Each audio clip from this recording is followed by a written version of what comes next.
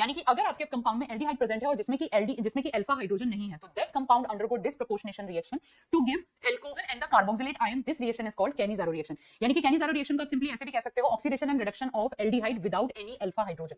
अगर आपके पास में एल्डिहाइड ग्रुप है जिसके पास में कोई अल्फा हाइड्रोजन प्रेजेंट नहीं है, और अगर आप उसकी स्ट्रॉन्ग बेस के साथ रिएक्शन करा रहे हो या कंसंट्रेटेड बेस के साथ रिएक्शन करा रहे हो, तो that compound undergo disproportionation reaction. It undergo itself oxidation and reduction reaction. That reaction is called Cannizzaro reaction.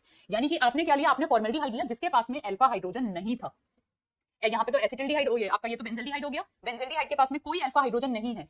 Lacking of aldehyde, lacking of hydrogen, undergo disproportionation reaction. ये क्वेश्चन ही आपके पास में exam में कई बार आ जाता है कि in given reaction which reaction is disproportionation reaction. तो आपकी कैनिज़ारो रिएक्शन डिसप्रोपोर्शनेशन रिएक्शन है. तो यहाँ पे क्या होगा, आप स्ट्रॉन्ग बेस के साथ में यानी कि कंसंट्रेटेड KOH के साथ अगर आप रिएक्शन कराओगे तो आपके पास में अल्कोहल और कार्बोक्सिलिक एसिड दोनों मिलेगा. कार्बोक्सिलेट आयन मिलता है और अल्कोहल मिलता है. तो डिसप्रोपोर्शनेशन रिएक्शन कैसे होगी, C6H5 CH2OH, इसका आपने रिडक्शन किया है यानी कि ये रिड्यूस्ड प्रोडक्ट है, और ये वाला प्रोडक्ट आपका ऑक्सीडाइज्ड प्रोडक्ट है.